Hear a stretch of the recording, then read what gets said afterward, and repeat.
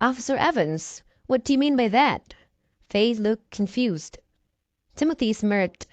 I see that you've even got Chief Hemington involved. The Cape Consortium really is something.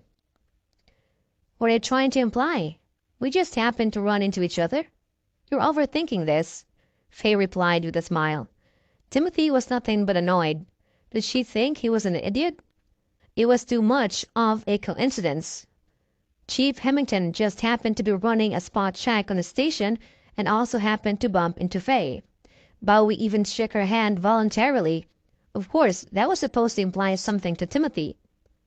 Faye said, Officer Evans, I'm here to bail Wilbur Penn out on a pending trial. He can't leave yet, Timothy said coldly. Faye frowned. Officer Evans, do you know that Cape's legal department has a nickname of its own? What nickname? Timothy asked. Faye smiled.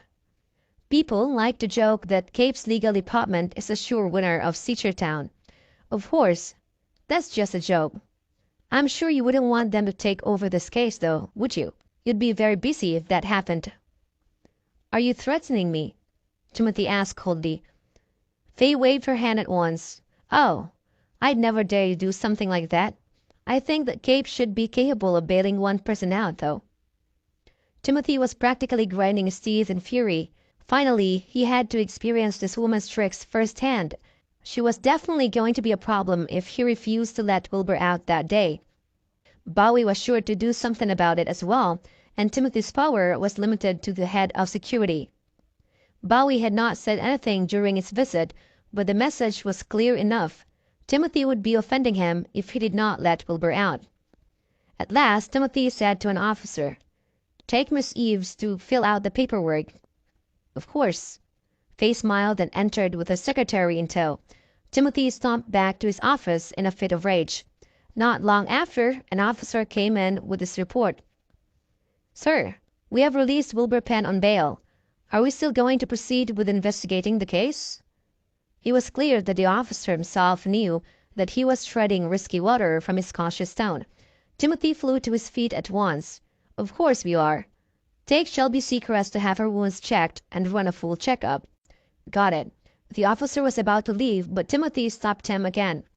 Run a background check on Shelby Seacrest too. Find out if her statement matches her actual life. Got it. The policeman left and Timothy fell into deep thought again. There was nothing he could do on Wilbur's end. There was too much power there for him to do anything.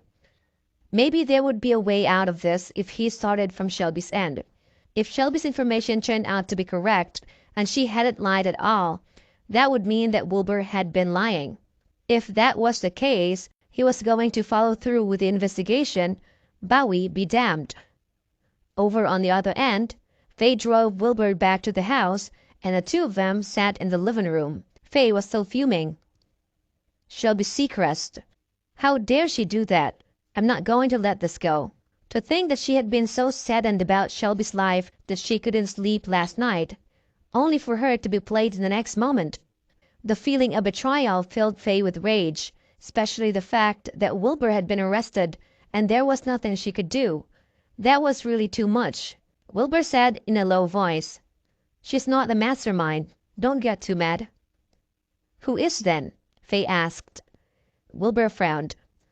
I can roughly guess who it is, but I'm not going to say anything without proof. Let's just wait for the results. Wait for the results? Aren't we going to look into this ourselves at all? Faye asked, shocked.